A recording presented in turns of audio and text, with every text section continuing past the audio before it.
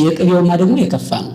አሁን ቅቤ ተበጥብጦ ይጠጣል ይቀባል ነው የሚሉት ሲሰጡ። ይሄ ሟርት ነው።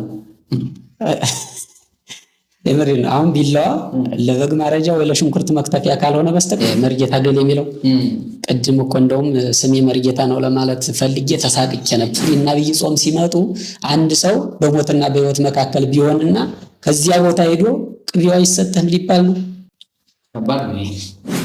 ማር የለመደ ምዕመን፣ በሶ በጥብጦ የሚጠጣ የለመደ ምዕመን፣ ቅቤ የለመደ ምዕመን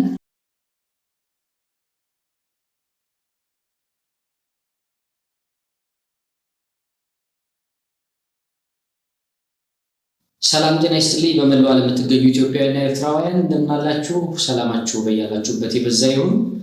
ሚዲያው ቤተ ማርያም ነው። እንግዲህ ከልዩ እንግዳ ጋር ዛሬ ለየት ባለ መንገድ ወደ እናንተ መጥቻለሁ። መርሃ ግብሩን እስከ መጨረሻው ድረስ እንድትከታተሉ ጋብዣችኋለሁ። ይህን ቪዲዮ ስትጀምሩ ሼር፣ ላይክ፣ ኮመንት በማድረግ ጀምሩ። እስከ መጨረሻው ተመለከቱት። ብዙ ነገሮችን ትማሩባቸዋላችሁ። የዛሬ እንግዳዬ ደግሞ በሶሻል ሚዲያ የምናውቃቸው በብዙ መንገድ አገልግሎታቸው ምንወዳቸውን እንግዳ ጋብዣለሁ። እሳቸውን ተዋውቀን እንገናኛለን። እንኳን ደህና መጡ። በቅድሚያ እንኳን ደህና ቆያችሁኝ። እንግዳቸው አድርጋችሁ ስለጋበዛችሁ እጅግ አመሰግናለሁ። እኛም ከልብ ነው የምናመሰግነው። ጥሪያችንን አክብረው መርሃ ግብራችን ላይ ስለተገኙ እናመሰግናለን። እስኪ ስሞትን እንተዋወቅና ወደ ጨዋታችን እንገባለን። ስሜ ያው በቲክቶክ ሰሎሞን ዘመቄት በሚል ነው የሚታወቀው። ዛሬ መርጌታ ሰሎሞን ትንሣኤ እባላለሁ። በጣም በቲክቶክ አሁን ዘመኑ በሰጠን ሶሻል ሚዲያ ላይ በሰፊው እንግዲህ ብዙ ተግዳሮቶችን እያሳለፉ እንደሆነ በጣም እናውቃለን። እኛም ደግሞ በዚህ ላይ ለምናነሳቸው ሀሳቦች ዛሬ በቂ ምላሽ ይሰጡናል ብለን ነው እዚህ የጋበዝነዎት። አባቶቻችን ወደ ቀድሞ ነገር እንመለስ ይላሉ እና መለስ ስንበልና መርጌታ ሰሎሞን ማን ናቸው? የት አካባቢ ተወለዱ? እንደው አስተዳደጋቸውስ ምን ይመስላል? በጥቂቱ እኔ ተወልጄ ያደግኩት በወሎ አካባቢ መቄት ወረዳ አካባቢ ነው ተወልጄ ያደግኩት። ያው የገጠር ልጅ ነኝ ማለት ነው። የትምህርት ቤት ቆይታዎትስ እንደው በዚህ በአብነት ትምህርት ቤቱ ላይ?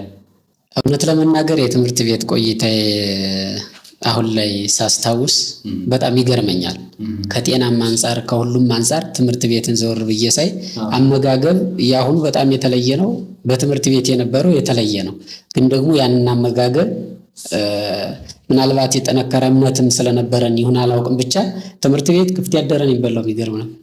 በቃ በፎጣ ይሰጣል፣ ውጭ ላይ ማለት ነው ይሰጣል። ፀሐይ ላይ ተሜል ያጠና ይሄዳል፣ አያየውም። ከዚያ በኋላ ማታ መጥቶ ነው የሚያነሳውና ያ እየተበላ ቃል እግዚአብሔር ይሸመታል። ጤንነቱ ሙሉ ነው። እንደገና ደግሞ ብዙ ነገር አማርጦ ከሚበላው ማህበረሰብ ይልቅ የቆሎ ተማሪዎች ወዛቸው አይታቸው ከሆነ ሙሉ ሌሊት ቆመው ነው የሚያድሩት። የተለየ ነው እና የትምህርት ቤት ቆይታዬ በትንሹም ቢሆን እንግዲህ እስከ ዲቁና ድረስ በዚያው በወሎ አካባቢ ነው የተማርኩ። ከዚያ አቋቋም ለመማር ወደ ደንቢያ ሄድኩ፣ ጎንደር አካባቢ ማለት ነው። ደስ የሚል ቆይታ ነበረ እና ትምህርት ቤት ደስ የሚል ቆይታ ነበረኝ። ስንት ዓመት ይህን ትምህርት ለመማር? ብዙ ጊዜ ያው ይታወቃል፣ ረጅም ጊዜ የሚቆዩ አሉ። እንዲሁም ደግሞ እርስዎ እንደው የተወሰነ ጊዜ ቆዩ? በእርግጥ በውል አላስታውሰውም።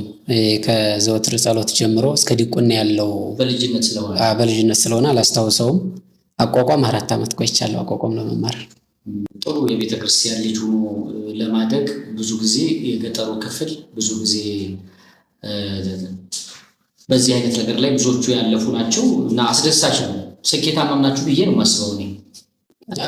ከስርዓትም አንጻር አሁን ገጠር ማደግ እውነት ለመናገር ይሄ ያልተማረ የምትለው ገበሬ ስርዓትን ያስተምራል። ቤተ ክርስቲያን ስትሄድ በምን መልኩ መሆን እንዳለበት አስተዳደግን የገጠር እናት አባቶቻችን በደንብ ነው ልጆቻቸውን ኮትኩተው የሚያሳድጉትና ገጠር እንደማደግም ደግሞ ቅድስት ቤተ ክርስቲያንም እንዳከብር ስርዓቷንም እንዳውቅና እንድጠብቅ ረድቶኛል። ለመርጌታ ለቤተ ክርስቲያን ልጆች የአዲስ አበባው ቻሌንጁ እንዴት ነው? አዲስ አበባ ቤተ ክርስቲያን ውስጥ ማገልገል ብዙ እድሎች አሉት። የትምህርት እድል አለው።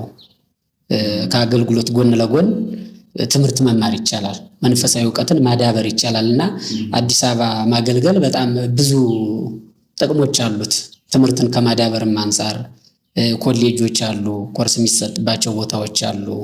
አሁን ለምሳሌ እኔ በመርጌትነት ነው የማገለግለው፣ ግን ደግሞ አሁን ወደ ሰዋስወ ብርሃን ቅዱስ ጳውሎስ ኮሌጅ ሄድኩ፣ ትምህርቴን እያዳበርኩ መጣሁ ማለት ነው። እና አዲስ አበባ ማገልገል ብዙ ጥቅሞች አሉት። አንድ ሰዎች እንደው ድንገት ቲክቶክ ላይ አገልግሎት የጀመረ የሚመስላቸው ሰዎች አሉ። ምናልባት እንደው በዚህ ላይ ገጥሞት ያውቃሉ? እንደ ማንኛውም ሰው እንደው ተራ ሰው አድርገው የሚቆጥሩ ሰዎች አሉና እንደው እዚህ ላይ የገጠሞት ገጠመኛል እንደው ቲክቶክ ሲጀምሩ? አይ እውነት ለመናገር እኔ ቲክቶክን የጀመርኩት ያው እንደ ማንኛውም ቲክቶክ እንደሚጠቀም ሰው ከፈትኩ፣ አየው። ቲክቶክ ላይ የማያቸው ነገሮች ግን እኔ ያደኩበት አካባቢ ቤተክርስቲያን ስርዓተ ጥምቀት አለው የራሱ የሆነ። አንድ ሰው ከታመመ ካህናት ተሰብስበው ድርሳናቱን ገድላቱን አንብበው ነው የሚያጠምቁት። እና ቲክቶክ ላይ ሳይ አዳዲስ ስርዓቶችን አየው። ከዚያ በኋላ አይ በዚህ ጉዳይ መስራት አለብኝ ያልኩና ራሴን አሳምኜ ጀመርኩት ማለት ነው። እና ቲክቶክ ላይ ዲያቆን መሆኔ አይታወቅም እውነት ለመናገር።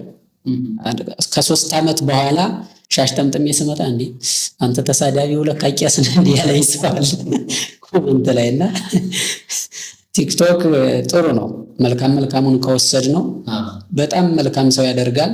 ብዙ መምህራን አሉ እውነት ለመናገር። አሁን ጉባኤ ቤት መሄድ አይጠበቅብህም። ቲክቶክ ላይ ቁጭ ብሎ መማር ይቻላል። ላይቭ ስትሪም አሁን ብዙ ተምረው ዲያቆን ይሆኑ አሉ፣ ካህናት ይሆኑም አሉ፣ በዩቲዩብም ተምረው ማለት ነው። እና ቲክቶክ ለተጠቀመበት ሰው አሪፍ ነው፣ ጥሩ ነው። ከዚህ ጋር ተያይዞ የጠየቁበት ምክንያት ቲክቶክ የልጆች ሰፈር ነው የሚሉ ሊቃውንት አሉ የቤተክርስቲያን አስተምህሮት ላይ እና ወደዛ አንመጣም የሚሉ የቤተክርስቲያን አባቶች መምህራን አሉ። እና እርስዎ እዚህ ላይ ምን ይመክራሉ? አይ እኔም ገጥሞኛል። ምን መነኩሴ ቲክቶክ ላይ ምን ይሰራል፣ ቄሱ አሁን ቲክቶክ ላይ ምን ይሰራል የሚል ሰው ገጥሞኛል። እኔ እንደውም የሆነ ቪዲዮ ሰርቼ ነበረ፣ ሁሉም ካህናት ቲክቶክ መክፈት አለባችሁ። ምክንያቱም አሁን የአንድ ካህን ዋና ዓላማ ምዕመኑ በሄደበት እየተከተለ ማስተማር ስለሆነ ማለት ነው። አሁን ደግሞ አብዛኛው የወጣት ክፍል ቲክቶክ ላይ ነው የምታገኘው። ሌሊት 6 ሰዓት ላይ ቲክቶክ ላይ ታገኘዋለህ፣ 8 ሰዓት ላይ ቲክቶክ ታገኘዋለህ፣ እሁድ በማስቀደሻ ሰዓቱ ላይ ቲክቶክ ላይ ታገኘዋለህ ማለት ነው። ስለዚህ አውደ ምሕረቱ ላይ የሚሰበኩት ሰዎች ትንሽ ናቸው ማለት ነው። ስለዚህ አንድ ካህን ቲክቶክ ቢከፍት ለመልካም ዓላማ እስካዋለው ድረስ ብዙ ልጆችን ሊያተርፍ ይችላል። አንዳንድ ሰዎች እንደዚያ የሚናገሩት በእርግጥ ቲክቶክ የጨዋታ የቀልዳ ቀልድ የወጣቶች ሰፈር ብለው ያስቡታል። ግን ደግሞ አሁን አይተው ከሆነ ብዙ ሊቃውንት በቲክቶክ መጥተዋል። ቲክቶክም ድባቡ እየተቀየረ ነው እውነት ለመናገር ማለት ነው። እና ብዙ መምህራን መጥተዋል በቲክቶክ ብዙ ልጆችንም አፍርተዋል።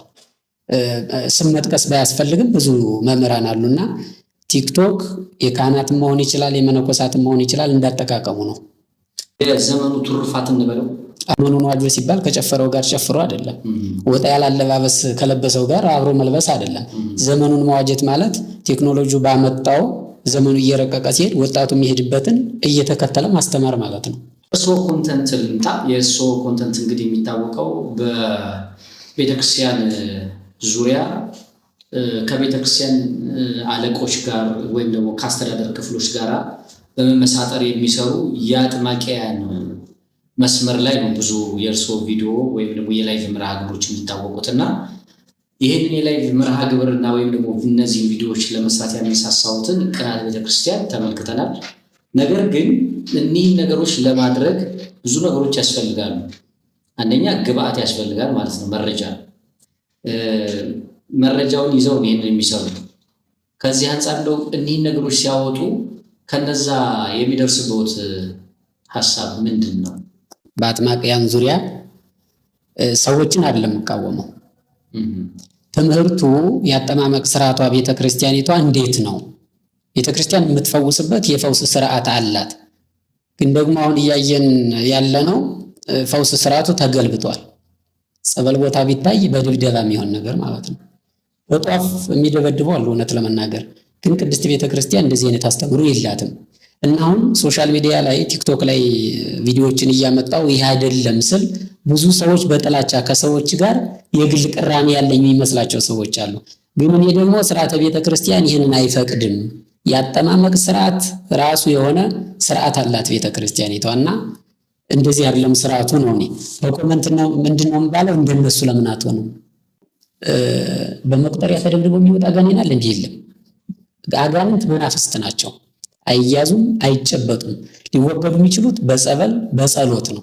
ጌታችን ኢየሱስ ክርስቶስም በዚህ በማቴዎስ ወንጌል ምዕራፍ 17 ብርሃነ መለኮቱን በደብረ ታቦር ካሳየ በኋላ ደቀ መዛሙርቱ የተፈተኑበት ክፍል ነበረ።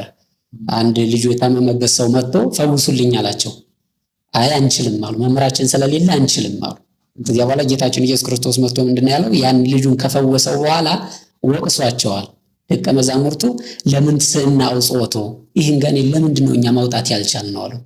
ስለ ሃይማኖታችሁ ማነስ ነው ብሎ ገስጿቸዋል። እና ይህ ጋኔን በምንድን ነው የሚወጣው የሚለውን ጥያቄ ሲጠይቁ በጾምና በጸሎት። አሁን ቲክቶክ ላይ ከሆነ አጋንንት በመቁጠሪያ ይወጣል ይባላል። እኔ አሁን ሰዎቹን ያንን በመቁጠሪያ ይወጣል ብለው ያስተማሩትን አይደለም የምቃወመው። ትምህርቱ ጤናማ አይደለም ነው። በመቁጠሪያ ተቀጥቅጦ በዱላ የሚወጣ ጋኔን ስለሌለ ጌታችን ኢየሱስ ክርስቶስ በጾምና በጸሎት ነው የሚወጣው ካለ፣ ለምሳሌ ጸበሉ ላይ እኮ ስለሚጸለይበት ነው አይደል አጋንንት የሚወጣው። እና እንደዚያ ብለው ሲያስተምሩ ትምህርቱን እቃወማለሁ እንጂ ከሰዎች ጋር ምንም አይነት ነገር የለኝም። ወንጌልን ነው የማስተምረው። ሳስተምርም ደግሞ እንደዚህ ስቃወም ሰዎችን የማሸነፍ ዓላማ አይደለም ያለኝ። ስርዓተ ቤተ ክርስቲያን እንዲጠበቅና በትንሹም ቢሆን ምዕመናን ስርዓቱን እንዲያውቁ ጸበል ፈለቀ በዚህ ደግሞ መቁጠሪያ የሚቀጠቅጡ አባት አሉ ሲባሉ መሮጥ አቁሞ በእምነት የሚደረገው ጸሎት ድውዩን እንደሚፈውሰው ሐዋርያው ያዕቆብ በምዕራፍ 5 ላይ አስተምሮናል ማለት ነው። እና ወደ ቤተ ክርስቲያን ብንገሰግስ ይሻላል፣ በቁስ ነገር ባንደገፍ ይመረጣል የሚለውን ለማስተማር ነው። ጥሩ ነው። እውነት ለመናገር ይሄንን ሲደረግ ብዙ የሚከፋቸው ወይም ደግሞ ቢዝነሳቸው የሚቆሙባቸው አካላት አሉ። ከዛ አንጻር ይመስለኛል ይሄ ተቃውሞ የሚደርስበት። እሺ፣ ከዚህ ጋር ተያይዞ ምናልባት እንደው በግል የአጥማቂያም ጀሌ እንደው ትንኮሳ ነገር ደርሶበት ያውቃል? ማጥመቅ የሚባል ትምህርት ቤተክርስቲያን የላትም በነገራችን ላይ። ማለት ይሄ ማጥመቅ ለብቻ አጥማቂ ናቸው አይቀድሱም አያቆርቡም እነዚህ አጥማቂ ብላ አትመድም ቤተክርስቲያን። ያው ቄስ ካለ ጸበል አለ እንጂ። አዎ ቄስ ካለ ጸበል አለ፣ ቤተክርስቲያን ካለች ቄስ አለ። እና ሁሉም ሰው አጥማቂ ነው። ብዙ ሊቃውንት አባቶቻችን ተናግረውታል ይህን ነገር። ሁሉም ካህን ማጥመቅ ይችላል፣ መፈወስም ይችላል። ምክንያቱም ጸሎቱ ስለሚፈውስ የጻድቅ ሰው ጸሎት እጅግ ኃይልን ታደርጋለች አይደል የሚለው። ስለዚህ ከጾም ከጸሎት ጋር ተያይዞ እንጂ ለብቻ አጥማቂ ተብሎ ይህን የጥምቀት ዘርፍ ደግሞ የፈውስ ስርዓቱን እኔ ብቻ ነኝ የምፈውስበት ሌሎቹ ደካማ ናቸው የሚል አስተማሪ ካለ እውነት ለመናገር ስህተት ነው። ክህነት የሌለው ማጥመቅ ይችላል? ክህነት የሌለው ሰው ማጥመቅ አይችልም። አንድ ደብር ሂጄ ያየሁትን ልንገሮት። ምክንያቱም አገልግሎት ነው የሄድኩት እኔ። አጥማቂያ የሚባሉት አሉ። በበርሚል ውሃ ተሞላ። እዛ በርሚሉ ላይ አንዳንድ ጠርሙስ የወይራ ዘይት ተጨመረበት ማለት ነው። ከዛን በኋላ ታምረ ማርያም ከተነበበ በኋላ ታምረ ማርያሙን ከጨረሱ በኋላ ጉባኤው ሲያልቅ ከዛ ውሃ እየተቀዳ ሰው መረጨት ጀመረ ማለት ነው። እንዲህ አይነት ስርዓት አለ ወይ? ለምሳሌ ዘይት የተጨመረበት ጸበልስ የሚባል ጸበል አለ ወይ? ቅባ ቅዱስ በምን አይነት ስርዓት ማን እንደሚቀባ ስርዓተ ቤተ ክርስቲያናችን ይናገራል። ካህናት እንደሚቀቡና በመንበሩ ዙሪያ እንደሚቀመጥ ካህኑ ወስዶ ምዕመናን እንደሚቀባ ነው የሚናገረው ሐዋርያው ቅዱስ ያዕቆብ በዚህ በምዕራፍ 5 ቁጥር 11 ጀምረን ስናነብ ከእናንተ ማንም የታመመ ቢኖር የቤተ ክርስቲያን ቀሳውስትን ወደ እርሱ ይጥራ፣ እዚያ ቅባ ቅዱስ ቀብተው ይጸልዩለት ነው የሚለው። በተጸለየበት በኢየሱስ ክርስቶስን በተጸለየበት ቅብ ይቅቡትና ይፈወሳል ነው የሚለው። እና ቅባ ቅዱስ አሁን ላይ ብዙ አስተማሪዎች አሉ። ቅባ ቅዱስ ግዙ፣ ምንም ችግር የለውም፣ ከዚያ በኋላ ጧት ጧት ስትወጡ እንደ ቅባት እየተቀባችሁ ትውጡ የሚል አስተምሮም ሰምቻለሁ።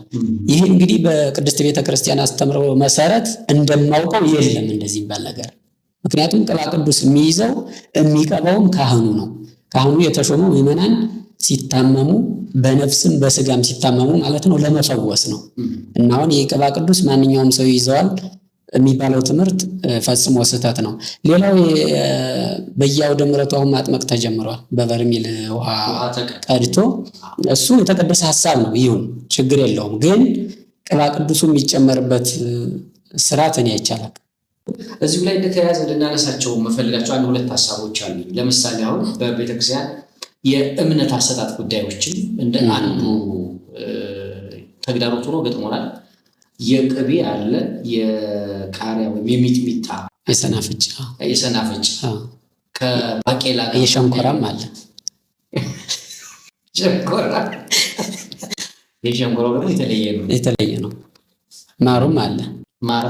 ያው የሆድ መድኃኒት ነው። በእርግጥ እሱ ጥሩ ነው። ስለዚህ እነዚህ ነገሮች ቢያንስ እነዚህ እንኳን በቤተክርስቲያናችን አጽዋማት 7 አጽዋማት አሉ። ከ7ቱ አጽዋማት መካከል ዓርብ፣ ሮብ እነዚህ ጾሞች ዶግማዎች ናቸው እና እንደው አሁን ዓርብ ወይም ደግሞ ረቡዕ ቅባ ቅዱስ አይታዘዝም? ዓርብና ሮብ እንዴት ነው እንደው ይሄ የቅቤው ጉዳይ?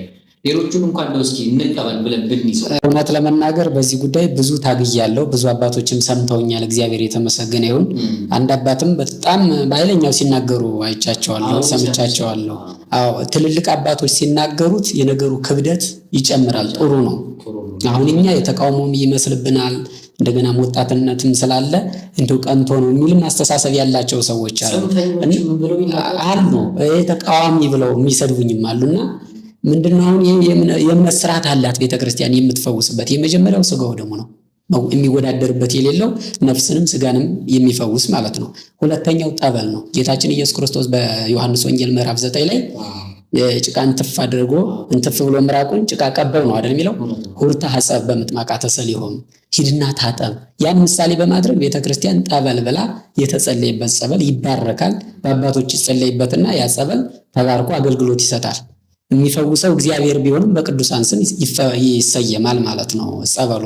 እና አሁን ምንድነው እየተደረገ ያለው? ጸበል ምዕመናኑ ገብቶ እንዳይጠመቅ በሰው እንዲደገፍ አድርገውታል። አሁን ምን ለማለት ፈልጌ ነው? አሁን ጸበል እግዚአብሔር ይፈውሰኛል ልሂድና ተጠምቄ ለምጣ የሚል ሰው የለም። እገሌ የት ነው ያሉት? የት ይገኛሉ? ይህን የሰውን ደግሞ ስስ ብልቱን አገኙና የልብ ትርታውን አይተው የቃሪያ እምነት ብለው አመጡ። ሰው አምኖ ስለሚሄድ ይፈወሳል። በነገራችን ላይ ጌታችን ኢየሱስ ክርስቶስ ሲፈውሳቸው እኮ እምነት አድኗል፣ እምነትሽ አድኖሻል። አሁን ያችን ልብሱን ጫፍ ብነካ ፈወሳለሁ ያለችው 12 ዓመት ደም ይፈሳት የነበረው ማለት ነው። እምነቷን ያዳናት እና ሰው በእምነት ስለሚሄድ የቃሪያውን እምነት በልቼ ዳንኩ ይላል። ከዚያ በኋላ ይህንን ታምር ተደረገልኝ ብሎ አንድ ምዕመን ከመሰከረ ቋሚ እምነት ያደርጉታል ማለት ነው። ይሄ ልክ አይደለም፣ ስህተት ነው። ምክንያቱም አሁን ማር የለመደ ምዕመን፣ በሶ በጥብጦ የሚጠጣ የለመደ ምዕመን፣ ቅቤ የለመደ ምዕመን የአፈር እምነት ተቀባብት ከዚህ በኋላ አይቀበልም። የሚመጣው ትውልድ አይቀባም፣ ሊጸየፈው ሁሉ ይችላል። ማር እያለ ግን እየገዘፈ የመጣ አንዱ እያየ ደግሞ በመቀናናት ሁሉም አድባራት በሚባል ደረጃውን ማር እየተጀመረ ነው። የቅቤውማ ደግሞ የከፋ ነው። አሁን ቅቤ ተበጥብጦ ይቀባል ነው የሚሉት ሲሰጡ እና ያ ቅቤ እንዳልከውን አርብረው ከ7ቱ አጽዋማት መካከል እንግዲህ እና ዐቢይ ጾም ሲመጡ አንድ ሰው በሞትና በሕይወት መካከል ቢሆንና ከዚያ ቦታ ሄዶ ቅቤው አይሰጥህም ሊባል ነው። ስለዚህ እግዚአብሔር በጾም የማይፈውስ ጾም ባልሆነበት ሰዓት ደግሞ የሚፈውስ እግዚአብሔር የለም። በየትኛውም አቅጣጫ በሁሉም ቦታ ያለ እኛ የለመነውን የሚሰማ በየትኛውም ቅጽበት ልባችን ቅርብ ሆኖ እግዚአብሔርን ከለመነው በየትኛውም ደቂቃ የሚፈውስ አምላክ ነው ያለን እና ጊዜ እያየ ሁኔታን እያየ የሚፈውስ አምላክ የለም። እና እንደዚህ የሚያደርጉ ሰዎች ምንድነው ጀርባው ሲጠና የቢዝነስ መንገድ ነው ማለት ነው። ምዕመናኑ ይህን አያውቁም። ስርዓተ ቤተ ክርስቲያን እየተፋለሰ እንደሆነ አያውቅም። እና ለስርዓተ ቤተ ክርስቲያን ካልተቆረቆርን ስርዓተ ቤተ ክርስቲያኑ ከፈረሰ ዶግማው መጣሱ አይቀርም ማለት ነው። ለስርዓተ ቅዳሴ እኮ አቀዳደሳችን ከመግቢያ ጀምሮ እስከ መውጫው እኮ ስርዓት አለው አይደለም? እንደውም በዚህ በማህሌቱ አጋፋሪ የሚባል አለ፣ ስርዓቱን የሚቆጣጠር ከበሮሞቹ ሲያበላሽ የሚያስነሳ፣ ቃለ እግዚአብሔሩ ሲበላሽ ታዋቁም የሚል ማህሌቱን የሚቆጣጠራል። ይሄ ስርዓት ነው የሚመራ ማለት ነው፣ ስርዓት ነው። እና ቤተክርስቲያን በስርዓት የምትመራ ናት። ጸበል አጠማመቃችን ስርዓት አለው። እምነት አሰጣጣችን ስርዓት አለው። ህራረ ዕጣን ይባላል። ይሄ ካህናቱ አጥነው ከዚያ በኋላ የህራረ ዕጣኑ ማለት የዕጣኑ አመዱ እሱ እምነት ተብሎ ይሰጣል። የማውቀውም እሱን ነው። አሁን ላይ ግን ብዙ ነገሮች እምነት ተብለው መጡ። እግዚአብሔር በሁኔታ ሊፈውስ ይችላል። ያ ሸንኮራ እኮ ሊፈውስ ይችላል፣ ሎሚውን ሊፈውስ ይችላል። ቋሚ እምነት ነው ተብሎ ግን ሊወሰድ አይችልም። ወይም ደግሞ ጳጳሳቱ ሲኖዶሱ እንደገና ቀኖና ሰርቶ እነዚህ እምነቶች ናቸው ብሎ እስካላስቀመጠ ድረስ ይህንን መቃወም ክርስቲያናዊ ግዴታ ነው ብዬ ስለማስብ ማለት ነው። በጣም ከዚህ ጋር ተያይዞ በጣም ያነሱት የምፈልገው አንዱ ምክንያቱም ስለም ከታምራት አንደኛ በታምራት የተመሰረተች ቤተክርስቲያን አይደለችም ቤተክርስቲያን። ሁለተኛ ደረጃ ተአምርም አይደለም የኛ አስተምሮት አባቶች በሚያስተምሩበት ጌታችን ባስተማረበትም ጊዜ ተአምራት ይፈጸሙ ነው አይደል እንጂ የእምነት መሰረት ተደርገው ወይም ደግሞ የዶግማ ትምህርት ተደርገው አይወሰዱም። እምነት ወይም ደግሞ በእምነት የሚሆኑ ነገሮች እግዚአብሔር እስካመን ድረስ እንፈወሳለን። ባንፈወስም ለምሳሌ አንድ ሰው ባይድን ሊክድ ነው ማለት ነው። ሰለስቱ ደቂቅም እኮ ባያድነንም እንኳ ለአንተ ጣዖት አንሰግድም። ይሄ ነው የቤተክርስቲያኗ ትምህርት። ከዚህ አንጻር በዚህ ለተመሰረቱ ሰዎች ብዙ ሰዎች ስላሉ እዚህ ጋር ታይዞ አንድ የባህል አለ እምነት አስመስሎ የተያዘ ወደ ጸበል ወይም ደግሞ ወደ ገዳማት ቦታ ላይ ሲሄዱ እጣ ጥለው የሚሄዱ ሰዎች አሉ። ይህን ነገር እንዴት ያዩታልርሶ? እጣው ለሚካኤል ወጥቷል ለኪዳነ ምሕረት ወጥቷል ማለት የሚሉ አሉ። የቤተክርስቲያኗ ትምህርት ያውቀዋል። እውነት ለመናገር የሚቀርበውን ቅዱስ ወይም መልአክ ወይም ጻድቅ ሰው መቅረብና በዓሉን ማክበር ይችላል። ወደ ፈለገው ገዳም እግዚአብሔር ይፈውሰኛል ብሎ መባውን አስገብቶ በዚያ ቦታ በረከት አግኝቶ ለመምጣት ከሆነ መልካም። ግን ደግሞ አጠገቡ ያለችው እመቤታችን የማታድን ራቅ ብላ ደግሞ ስሟ ገነን ያለ በሶሻል ሚዲያ የምትታወቅ ቦታ ይፈውሰኛል ብሎ መሄድ የክርስትና መንገድ አይደለም። እንደውም ጌታችን ኢየሱስ ክርስቶስ ምልክት ጠይቀውት ነበር ጻፍት ፈሪሳውያንና ምንድነው ያላቸው? አመንዝራ ትውልድ ነው ያላቸው፣ ምልክት ፈላጊዎች እና ምልክትን አይቶ ምልክትን መሰረት ያደረገ እምነት ጊዜያዊ ነው እንጂ የሚሆነው ቋሚ የክርስቶስ ደቀ መዛሙርት መሆናችን አያሳይም፣ ሊያሳይም አይችልም። እና ብቻ ብዙ ነገሮቻችን ተቆጣጣሪ አጥተዋል። ሁሉም ሰው የፈለገውን ነገር ይጀምራል፣ ከዚያ በኋላ ተከታይ ያፈራል፣ ያስቀጥለዋል። ይሄ ነው ብሎ ይሄ የክርስትና መንገድ አይደለም፣ የቤተ ክርስቲያኒቱ አስተምሮ አይደለም አቁም የሚል አካል እስከሌለ ድረስ አንዱ ደግሞ እዚህ ጋር ሌላ እምነት ነገር ይጀምራል እና ይሄ ነገር ከባድ ነው ብዬ አስባለሁ። አባቶቻችን ዘወር ብለው ቢመለከቱትና እልባት ቢሰጡበት ብዬ ነው የማስበው። እኔ ግን አንድ ሐሳብ አለኝ እዚሁ ላይ እንዲያነሱት የምፈልገው እነዚህ አጥማቂያ ወይም ደግሞ እንደዚህ አካላት ምእምኑን ጥናት ያደረጉበት አይመስሎትም? ትርታው ለምሳሌ መጽሐፍ ቅዱስ ቤቱ አስቀምጦ መጽሐፍ ቅዱስ ከማንበብ ይልቅ አንድን የወለደች ሴት ቢላዋ ይጠብቃታል ብሎ ቢላዋ አጠገቧ ያደርሳል። እንዴት ያውታል? ይሄ ሟርት ነው። የምሬን ነው። አሁን ቢላዋ ለበግ ማረጃ ወይ ለሽንኩርት መክተፊያ ካልሆነ በስተቀር ምንም የሚጠብቀው ነገር አይኖርም። ምኑ ነው ቢላዋ ሊጠብቅ የሚችለው? በዚህ አስተሳሰብና በዚህ ማንነት በየዋህነት የኖረው ማህበር አሁን በደንብ ነው ጥናት የተደረገው። በደንብ ጥናት ነው። እንደውም አንዲት ልጅ ምን አለች? ካልቀጠቀጥኩ መቁጠሪያ ያመኛል አለች። ካልቀጠቀጥኩ ያመኛል፣ መቀጥቀጥ ስጀምር ይወረኛል አለች። ሰው ነው እንዲህ ሰው ሲጸልይ ካልወረረው፣ ሲጸልይ ሌላ ስሜት ካልተሰማው፣ በዱላ ጀርባውን ሲደበድብ ስሜት ከተሰማው ይሄ ሌላ መንገድ ነው ማለት ነው። ምን አይነት ልምምድ እየተለማመዱ እንደሆነ ይሄ ማሳያ ነው። እንደውም ከዚህ ጋር ተያይዞ ቴሌግራም ላይ ወደ 29,000 የሚሆኑ ሴቶች ተሰባስበው በመቁጠሪያ እየቀጠቀጡ ልቀቅ ትለዋለች። ልቀቅ፣ ተሰብሰብ፣ ወደ ግንባሯ ወደ ሆዷ አስተላያለ። ቴሌግራም ወደ 29,000 ሰው ተሰብስቦ ወንዱን ልቀቅ ትለዋለች ማለት ነው። እና እንደዚህ አይነቱ ስርዓት በድብቅ እየተለማመዱት የመጡ ኋላ ግን አስተምሮ በሚመስል ደረጃ ብዙ ምዕመናን ተከተለውታል። አሁን ይሄን አስተምሮ ቴሌግራም ሲያነሱ ግን በቴሌግራም ደግሞ እንዲህ ነኝ የመርጌታዎች የምናምን የሚል የሚነሱ ሶሻል ሚዲያ በጣም ብዙ ገጾች አሉ። በዚህ በጣም ብዙ የተጠለፉ ወጣቶች ገጥሞኛል። በተለይ ኢሞ ቲም የሚሰሩ ግሩፖች አሉ። ኢሞ ላይቭ ራሱ አለው። ቴሌግራምም እንደዚሁ።